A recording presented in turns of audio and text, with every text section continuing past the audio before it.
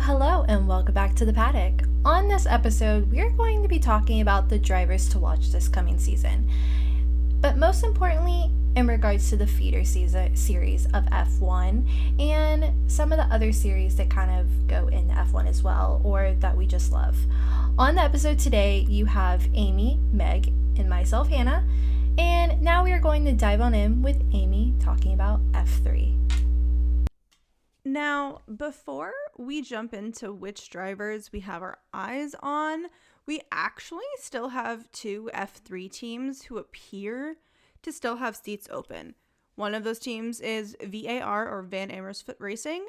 They have an open seat, and that still hasn't been announced. And then AIX Racing has two open seats. Most F3 teams have three drivers, therefore three seats. The fact that AIX still has two seats is kind of crazy, but they still have a little bit of time before the season starts. I'm interested to see kind of who ends up in those three open seats with those teams. Per usual for me, in terms of teams that I always tend to keep an eye on in the lower series, for me it's always Prema, however you want to call it. I always generally try to say Prema, but it depends. They have just always been a dominant team. They were really dominant in the team standings in 2024 and missed out on the top spot in the Drivers' Championship for the third time in the past 3 seasons. Their 2025 lineup is 18-year-old Brando Badoer from Montebelluna, Italy, 20-year-old Noel León from Monterrey, Mexico, and 17-year-old Ugo Ugochukwu. I do apologize if I mispronounce his last name. It's a bit of a tongue twister for me. He's actually from New York City. I will personally say it's really nice to see someone from the Northeast, especially the Northern East Coast, represent on the grid. He was a runner-up in the 2023 Italian F4 Championship, where he was on the Prema team. I think my favorite stat about him, and I think for me it's why he's so high on my driver to watch list, is the fact that in 2024 he became the first American to have a victory at the Macau Grand Prix in 43 years, which is just crazy. 43 years is a really long time, people. Meg, you and I are gonna fight. But I agree with you, Amy. While this might offend some people or upset some people, so I apologize in advance. While I don't necessarily follow sometimes a specific driver in the Formula 3 series, I do rather though follow Formula 3 as a whole because of how much improvement you kind of see from them throughout the year, and I always kind of end up leaning to watch like Prema racing or Campos racing more predominantly. I'm not necessarily sure what draws me to them, but I think because some of my favorite drivers have come out of those teams, so maybe that has some play to do with it. In Formula 3, I feel like there's just so much potential and everybody is so close together that it is really hard to go, you're my person. Like Hannah, I also have a team that I just kind of am always drawn to, and I don't know why. And for me, that's Trident. I don't know what it is, but they're a team that I just kind of always keep an eye on. I'm really excited because they have reigning FR European champion Rafael Camara, who's going to be driving one of the Trident cars off of the back of a dominant run to the title in his second season in the series. So I'm really excited to see how that pairing goes and what Trident as a team can just bring to the grid. I'm really interested to see how another year of ART Grand Prix and Laurent Van Hopen goes. He took home 3 podiums last year, and he's going to be returning to F3 with ART in the coming season. He finished 13th last year. He's 19 years old and has been racing with ART since his 2022 FR Euro Championship campaign, and made his debut in F3 machinery at the 2023 Macau Grand Prix. He's got a year of experience with ART, and their recent form, it's just a really strong kind of pairing. I'm super excited to see how it goes. Dare I say, do we have the potential of a mini Max? Maybe it's a Dutch thing. I don't know. I'm just really interested to see how ART does. They've kind of been hit or miss the last few years, so I'm hoping that maybe this year could be a hit for them. I only know who drove for ART. Was it what's his name? I think he's French. Victor Martins. That's the only reason I know ART. But for me, I think I'm interested to see Nicola. I'm so sorry if I butcher your last name, man. Solov. That sounds pretty accurate based on the spelling. Does this season. He recently made the switch from the Alpine Driver Academy to the Red Bull Junior program, which is what initially caught my eye, the switch, just because you're going from Alpine to Red Bull, which must mean you're doing something good, in my opinion. And he also made the switch from ART to Campos Racing. So I'm curious to see how the switch of teams as well as driver academies, what that kind of does. But also, he's a Spanish F4 champion and is also a part of A14 Management, which is Fernando Alonso's management company, which has shown to provide high-caliber drivers such as Gabriel Bortoleto. Bortoleto. I'm tired. So I'm really curious to see what's going to happen with Nicola. Like I think I mentioned earlier, many of the drivers in F3 sometimes will split their season with other feeder series, such as like Formula Regional Grand Prix, plural, because they have them for every different region, to even moving up to F2 at times as they phase out, or even F2 gets moved into F1. So I feel like F3 is definitely the stepping stone to the big leagues. And it's always interesting just seeing the dynamic of the teams and the drivers and the potential that they have here. Personally, I think the feeder series I'm most excited to watch this season is F2. I just think it's going to be a really, really good season. We still have 3 teams who appear to currently have an open seat. Van Amersfoort Racing, or VAR, they still have an open seat that hasn't been announced. The same goes for ART Grand Prix and Rodden Motorsport. I personally have my eye on quite a few drivers who've all kind of gone up against each other already in last season's F3 championship. First for me is Leonardo Fornaroli. He's 19 from Placenza, Italy. He won F3 last year with Triton in his second year in the series. The year before, he finished in 11th. So, I mean, talk about a rebound. I'm just really excited to see what he does with Invicta. If you can't remember why Invicta sounds familiar to you, it's probably because that's the team that Gabriel Bortoleto won with for last year in F2. It also looks to me like Leonardo is going to be in very good company with a fellow driver he's probably pretty familiar with at this point. And that is Gabriele Minì. He's 19 from Palermo, Italy, and has spent the last season in F3 with Prema, and he's actually coming to F2 with Prema. I kind of love the fact that Prema was smart enough to bring him up and keep him under their umbrella. They also were kind of smart because they kept last year's pretty successful F3 duo of Gabriele Minì and Sebastian Montoya together. Yes, I said Montoya, as in Juan Pablo Montoya. I am really hoping that Sebas has a better time in F2 than he did in F3, but only time is going to tell how that's going to go for him. Honestly, this last one will surprise absolutely nobody, and I mean absolutely nobody, that I am keeping an extremely close eye on Jak Crawford. For anybody who has not heard me yap about Jak before, Jak is 19 years old. He's from Charlotte, North Carolina. This is his 3rd year in F2, and this season he is going to also be Andretti's reserve driver and in Formula E. And in the F1 world, he is Aston Martin's reserve driver. He's back at it again with Dom's Lucas Oil for another season. Last year, he finished in 5th, and I'm really, really hoping that Jak and Dom's just perform the way that I know Jak wants to perform. The duo I will be keeping my eye on is the duo at High Tech of Luke Browning and Dino Beganovic. Luke is a part of the Williams Driver Academy, and Dino is a part of the Ferrari Driver Academy.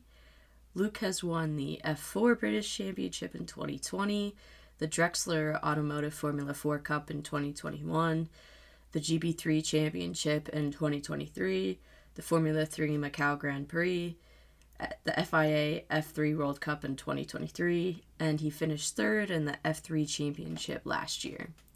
I think Luke is a very promising driver who is capable of winning races and also having podium finishes. Fun fact, he also completed FP1 in Abu Dhabi this past year for Williams, so he already has a foot in the door into F1. Dino has won the Formula Regional European Championship in 2022 and also different races throughout his F3 run in his career.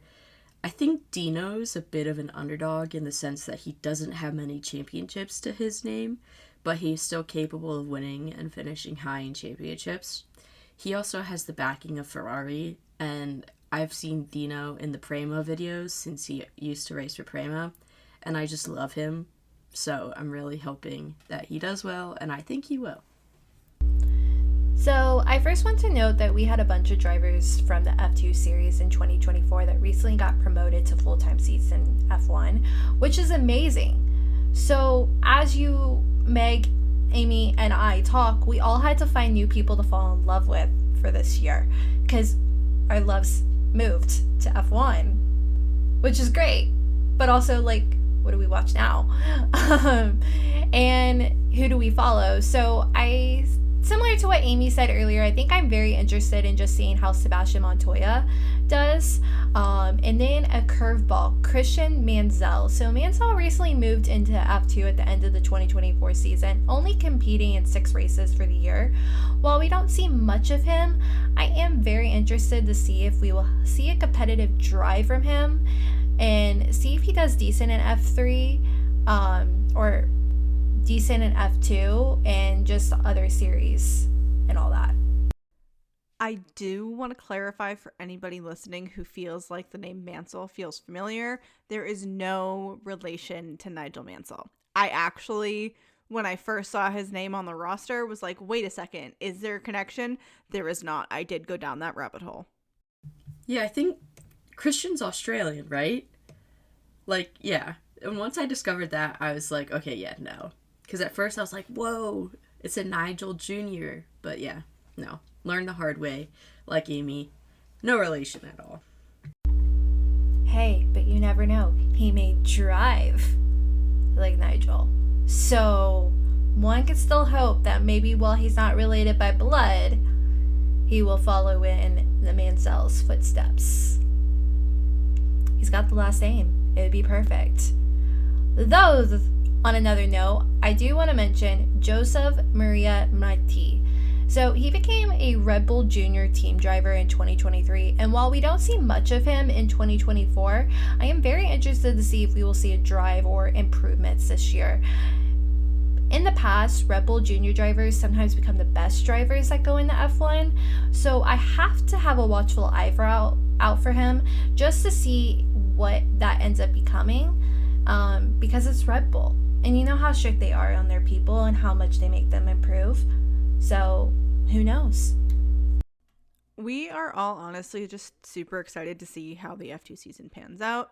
I am also really excited to just see who else joins the lineup, if there are any familiar names. I don't know.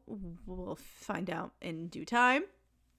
But if you have listened to a PGP episode for any semblance of time, you know how much every single one of us absolutely adores F1 Academy.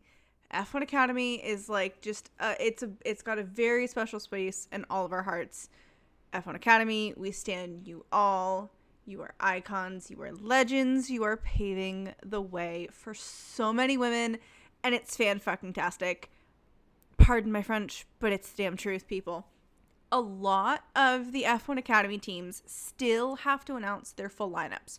Currently, we only have 9 drivers that are confirmed, which is kind of crazy, but there is a decent amount of time before their first race. So I know all of us have our eyes glued to our phones waiting for updates. I personally have all of the notifications turned on for all of the things because I am not missing this news. Absolutely not. I'm going to be one of the first people there to hype up anybody who's joining F1 Academy because we just love it so much. Now, we have to boast about some of the fantastic, talented women who are a part of this. And we're going to kick it off with the American girls. We are majority American here on the pod, so we have to kind of stick to most of our roots. So for me, the girl that I always keep an eye on in anything that she does, because I am obsessed. You have all heard me talk about her 100 times, and you're probably sick of me talking about her. But sorry, that's not going to stop anytime soon. Leah Block. Leah Block is from Park City, Utah. You guys all know how much I just ride for Leah. Leah, girl, if you are listening to this, I love you. You're an icon, babe. Thank you. I will always and forever sing her praises. She's just, for me, someone that I always keep an eye on and I have to watch. I mean, I have to agree with Amy here. We'll always love Leah. Sorry, but honestly, I don't think I'm really sorry. It's Leah, and let's be honest, her dad is legendary in the motorsport community, or at least in my eyes, so to me, she will always be iconic, and the fact that she's going in the motorsport and racing, and to me, following in her dad's footsteps, I couldn't ask for anything better. Now, our next driver is going to be Chloe Chambers. She is an American racing driver competing in F1 Academy. Fun fact, she was born on June 1st in New York, which is crazy just to see U.S. drivers as a whole because you don't see that very often. So to see that in a Formula One Academy, you're like, let's go U.S.! So Chloe began karting at the age of 8 and quickly rose through the ranks. So I'm just going to give you some brief information. So Chloe achieved numerous trophies in her karting career, including competing internationally and winning several championships. She also holds a Guinness World Record for the fastest vehicle slalom, which was achieved in 2020. So for people who don't know, it is a timed race where a driver has to navigate a vehicle through a course of cones or markers in a zigzag formation where they cannot stop, they cannot slow down, and they cannot hit any of the cones in order to achieve this. Which is kind of cool. I kind of want to do that just to say I've did it. Then Chloe made her debut in the Formula Racing in 2021, where she competed in the W Series, which was an international all-female singer-seater racing series. And then, although her time with the W Series was brief, it did mark her transition into the F1 Academy in 2024, and Chloe joined for Art Grand Prix team, and that will also be where she will be in 2025, and she is a Red Bull Junior driver.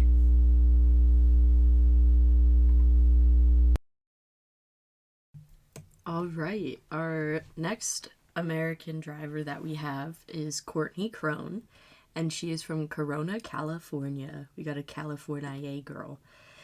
Courtney started karting around age 3, which is pretty crazy because I don't think I would have hopped in a go-kart at age 3. I don't think my parents would have let me.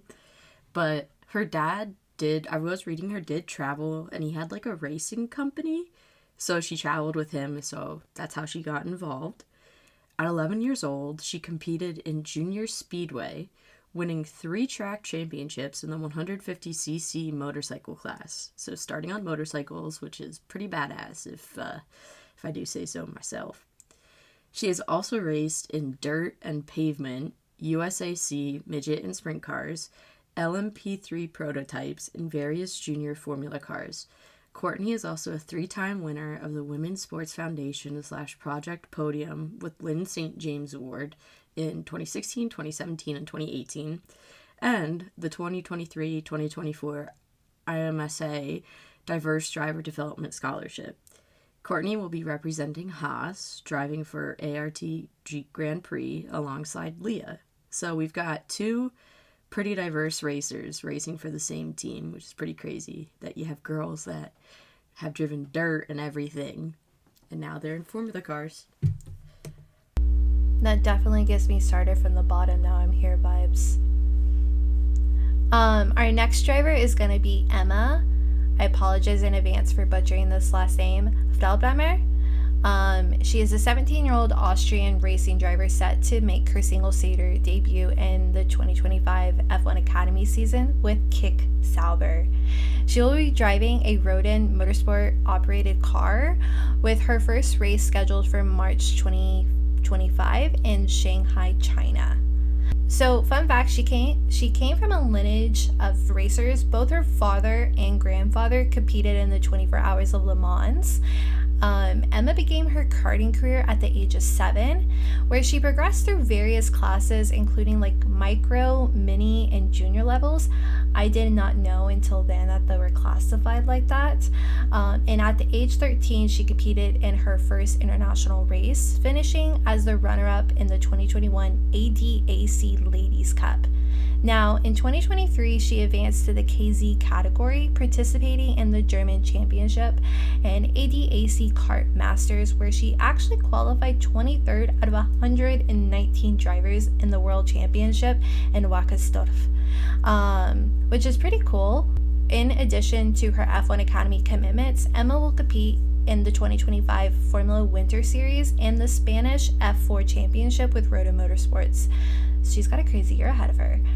And Emma's entry into the F1 Academy marks a significant step in her racing career as she transfers officially from karting to single-seater racing times like 3.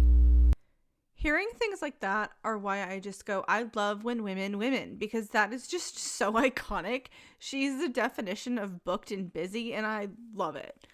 I am honestly really excited to see how Elba, I'm going to probably butcher her last name, Herup Larsen.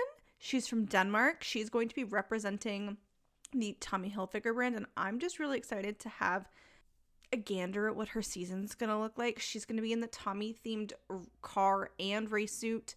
She's also the winner of the 2023 FIA Girls on Track Rising Star program, which is really kind of cool to see her go from winning that program to now being on the track and on the grid. I'm really excited to see what the Tommy car is going to look like. I'm expecting a lot of red, white, and blue, true Tommy Hilfiger colors. I'm really hoping that this race suit delivers and everything that I'm envisioning in my brain, but we're going to see what happens.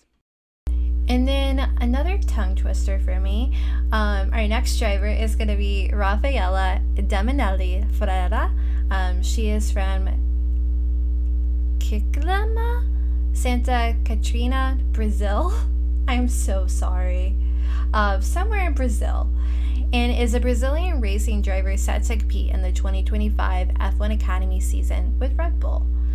So in 2022, Raffaella became the first woman to secure a pole position in Copa Brasil de Kart, ultimately finishing 4th in the championship.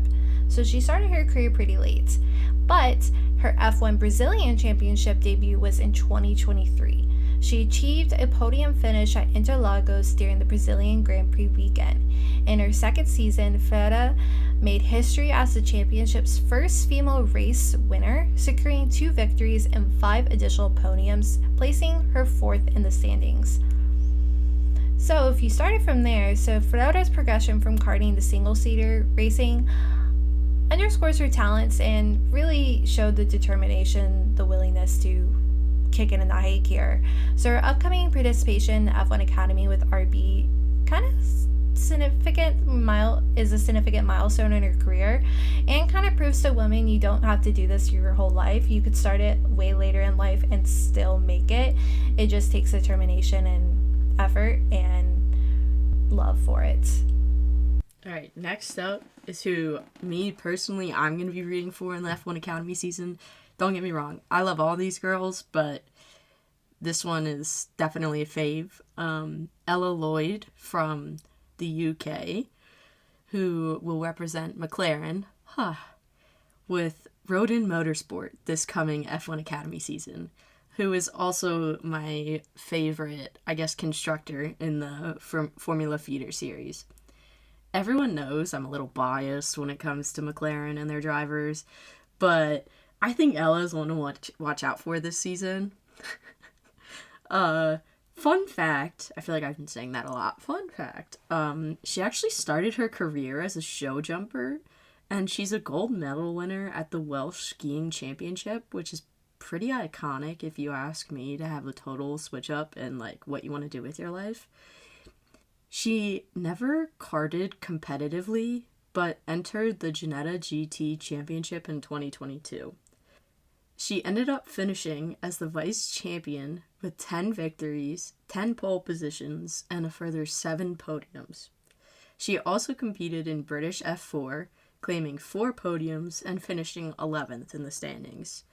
She also participated in Formula E's first ever women's test, where she finished 7th on the timing sheets, which is pretty impressive considering I forget how many drivers there were exactly, but she beat out some women that have been driving for a long time and that have been champions of feeder series, so I think she's going to be one to watch out for. She's very much giving me Abby Pulling vibes, and y'all know how much I love Abby, so let's go, Ella. Now, I've mentioned a lot of amazing women here, but I think one of my favorite that we're going to talk about is Alicia Palomaski. She is an 18-year-old British racing driver who has rapidly progressed through various motorsport categories pretty quickly, and she is set to compete in the 2025 F1 Academy season, representing Red Bull's Racing Pepe Jeans Academy program with Campos Racing, which is also new this year, the Pepe Jeans Academy program. Some highlights is Alicia began her competitive karting career in 2018, participating in the Brando Art UK Series junior category, where she also later competed in the Daniel Ricciardo Series DRS 100, finishing as runner-up in both 2020 and 2021. Daniel Ricciardo, let's go! Okay, in 2022, she won the Ginetta Junior Scholarship, becoming only the second woman to do so after Jamie Chadwick. The following year, Alicia secured her first podium and achieved a total of 10 podiums, 1 pole position, and 5th place finish in the championship. So Alicia made a wildcard appearance in the 2024 F1 Academy season during the Qatar round, where she finished 5th in race 1. Her performance led to a full-time seat with Campos Racing for the 2025 season, of course, under the Red Bull Racing Pepe Jeans Academy program. I am really, really excited to see how her season goes. I think her background is just really interesting and very diverse. I know that the Pepe Jeans Academy is kind of new with Red Bull. I think Alicia and Campos could be a really good pair, but I think only time is going to tell. I just am very excited to see some fresh faces in F1 Academy. I definitely do find it very interesting that F1 Academy is very 2 years max, and then they allow for more people, new fresh blood to come in and learn and get better. So to have that, it definitely always keeps us on our toes, while also allows us to fall in love with women and let them grow into what they deserve to be and what we all know they're capable of. But I'm going to talk about our last driver who is actually confirmed to be on the grid, and that is Dorian Pin. So I've been a fan of Dorian from F1 Academy, but I also think my love / obsession for her really formed when she started competing with Iron Dames, though I know she started her journey back with Iron Lynx in 2021 with the Le Mans as a support driver. She has continued with LMP2, LMGT3 between 2023 and 2024. I am excited now that she's completed her 2 years with F1 Academy if we will see her continue with IMSA/WEC, or if we will see her also competing F4, F3 as well. I'm very interested to see where she goes, and she's definitely pretty cool to watch, and she's a really incredible racer, especially to do endurance racing. It takes a lot of energy and drive to do that. I really, really, really hope that we continue to see Dorian with Iron Dames. I think it's just such a good pairing. I will say, if anybody is a Dorian fan and has not watched her interview on Jimmy Kimmel, I highly recommend it. It was a fantastic interview. She's very well spoken. It was really kind of cute and funny. I highly recommend it if you haven't watched it. It's like probably 7 minutes on YouTube, maybe 8. It's not very long. Throw it on in the background while you're making your morning coffee or something. I don't know. Just watch it. Trust me. So we actually do have our first wildcard entry for F1 Academy, and that's Shi Wei. I hope I say that right.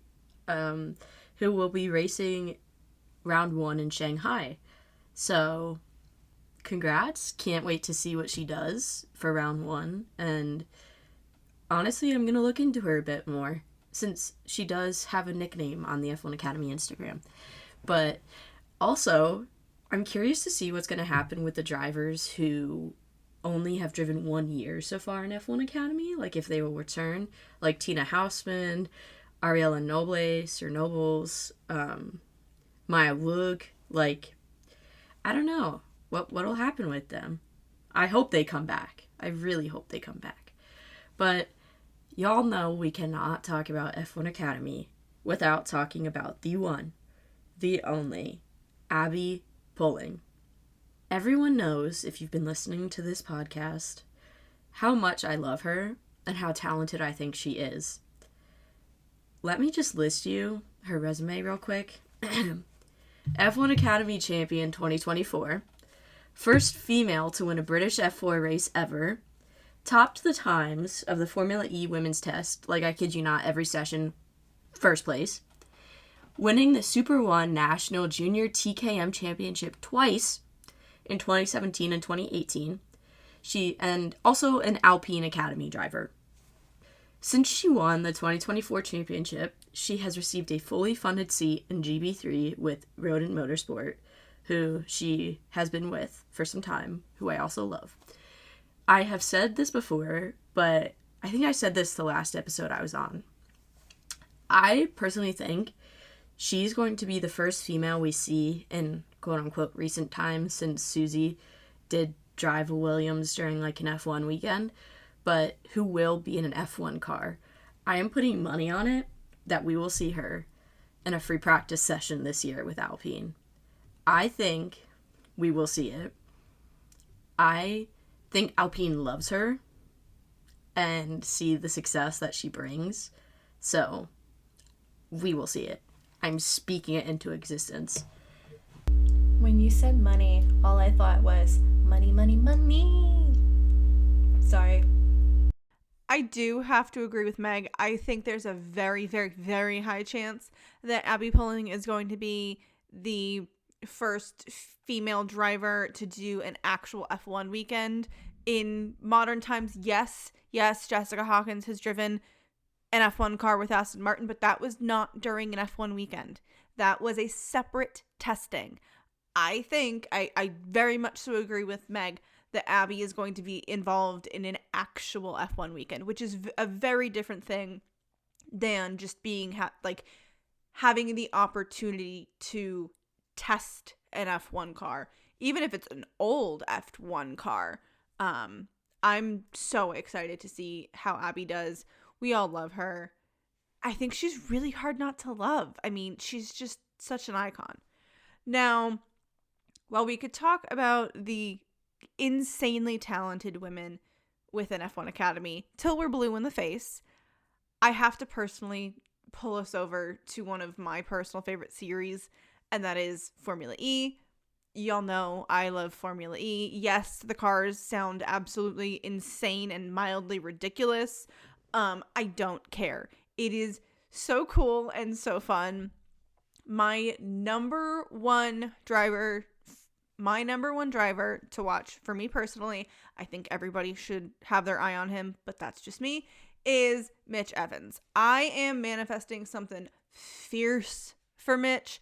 I would love nothing more than to see Jaguar Racing dominate this season, especially with Mitch. They looked great last season. I really want to see Mitch and Jag just smash it. Please, please, please. The other person for me that I really think is going to have at least a good start to the season is Antonio Felix da Costa. He had a fantastic start to the season with Tag Heuer Porsche. He is a driver I feel that a lot of people don't talk about nearly enough. So if you watch Formula E like I do, keep an eye on him. I will forever and always, though, have my fingers crossed for Jake Dennis and Andretti. I really want them to bounce back and just have a killer season. We love Andretti here on the pod. Andretti, if you're listening, bring us to a Formula E race. We'll come watch. We'll cheer you guys on. We're loud as heck. We will hype you up. I promise you that. We will be your biggest cheerleaders. We already are your biggest cheerleaders. But I just want to see them have a killer season. Now, my last one for Formula E is someone that Hanna and I had the opportunity to meet at COTA 2 years ago, and not only is he so nice and was so willing to answer any questions we had, but he's just a driver who, like, his drive is just so apparent, and that is Stoffel Vandoorne. As I personally said to him when I was there, I'm going to be manifesting a really successful season for him and for the team. I want to see Stoffel do well. I just think he's so sweet and he's so talented, and I think he deserves success. He's been successful in Formula E before, so I would like to see him come back to that form that I remember. So fun fact, when we met him at like an Aston Martin event, and he told us that he had literally just gotten off a plane and driven to that event. So him and Jessica, jet lagged, tired, and we're going to another event after, took the time to talk to everybody, take pictures, and really like have conversations with us versus just going, okay, next, like they do like in those lines when you see like a Formula One driver. It was a lot more personalized, and he was very sweet and very kind. And now I kind of want to go find that picture and be like, oh yeah, hey. I just have like the sudden urge to call him Stoffel Waffle. I don't know why, but like it just seems so fitting. And he was a McLaren driver, so I'm pretty sure that was an official like Paddock nickname for him, actually. Like, I have it somewhere in the annex of my mind. I'm like, no, I can hear an F1 driver calling him that. Like, I don't think you're far off, Meg. Hey, I mean, it fits. Like, Stroopwafel, Stoffel Vandoorne.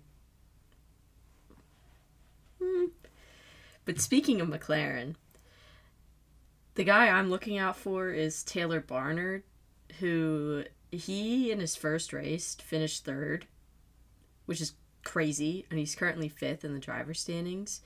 I think he has great potential, especially since this is his first full season in Formula E, and he is also the youngest driver in Formula E history at 19. And the other guy I'm looking out for is Pascal Wehrlein, who is also one to watch, given he's a front runner pretty much every season he's been in. So keep an eye out for him. Now, this will surprise absolutely no one that I am currently very actively invested in the IMSA season this year. K-Mag just competed in the Daytona 24-hour over the weekend. His car was actually starting on pole position for the race, and it really looks like K-Mag and BMW could be really, really competitive together. At the end of the Daytona 24-hour, K-Mag and the crew with the number 24 BMW finished the race in 4th, which is really good, especially when you're comparing to how Kevin was dealing with the Haas. So at least he's not in a tractor, thank God. I also feel like he's just really excited to be back racing. He was very public about saying that it's nice to be back with, quote, what he feels like are the real racers. I just think sports car racing is very different than F1, and I think the points that he brought up about the differences are very, very valid. I'm just super excited to keep an eye on the season. There are a lot of familiar names involved in this year's season. Now, for all the IMSA fans, don't come at me with this one, because I look at IMSA and WEC as very similar series, so I kind of bundle them up into each other, so don't come at me. Okay, so I watched a bit of the Daytona 24-hour this year and a bit last year in Austin at the Lone Star Le Mans, and I've been surprised by the amount of drivers that come from other series into IMSA or WEC, for instance. I enjoyed seeing Arthur Leclerc make his debut with Ferrari in IMSA this year, not only with Ferrari's first ever in the series, but Arthur's debut in the IMSA and endurance racing, so kind of iconic. And then maybe we will see him in Le Mans one day. If that gets announced and he's going to be at France this year for the Le Mans, I will be buying a ticket. Catch me there. So, on another note, Iron Dames competed with Dorian Pin, and she was actually one of the drivers we mentioned earlier, fun fact, but she also competed as well at the Daytona 24 hours. And you know who I thought was the coolest that we got to see on the track? James Hinchcliffe. James Hinchcliffe. F1, racing, speaker, marketing, phenomenon, amazing voice. We love listening to him on F1 races and weekends to racing. Consider this my shameless plug that everybody should go find tape of James Hinchcliffe racing in Indy, because he was so damn good, y'all. Hinchy, I love you. You're an icon.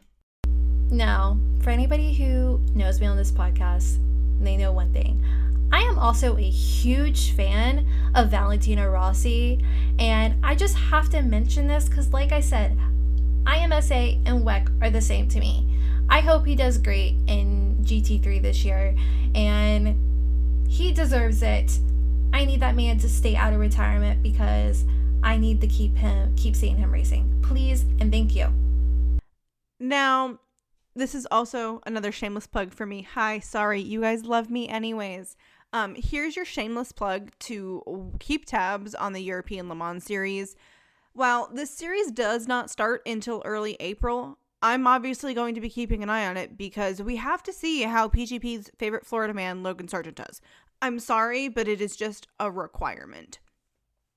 I suggest that all other F1 fans keep an eye on it just because why not? You don't necessarily have to watch every race, but keep tabs on the stats at least. Now, we've talked about all things Formula 1, Formula 3, Formula 2, F1 Academy, and some of our other lovely racing series that we love. And to close out this episode, we have a kind of warm and fuzzy quote, per se. So this is from Lewis Hamilton, and what he said is, "I don't aspire to be like other drivers. I aspire to being unique in my own way. As a driver, you always get to believe in your heart that you've got what it takes to win it. You've always got to believe in yourself. You've always got to arrive on the day and believe it can happen." And I think for every person who's coming up in the Formula 1, they have to embody this in some way, shape, or form in order to be able to have the drive to get to where they're going or where they are today. Thank you so much for joining us in the paddock. That's a wrap on today's episode. We hope you're now keeping an eye on some of the rising the stars that we've mentioned. We can't wait to see where their careers go from here. Let us know who you have your eye on our socials. Everywhere we are Paddock Girls Podcast, except on Twitter and Blue Sky, where we are Paddock Girls Pod. don't forget to tune in next week where we are diving into something a little bit different. F1 merchandise. As girlies, we love our merch. So we will be talking about the best gear to wear, the fan culture surrounding F1 merch, and of course, some of our favorite pieces that we cannot live without. Make sure that you subscribe so you know when we put out new episodes, and we will catch you on the next lap. Bye. Bye. Have a good one. Bye.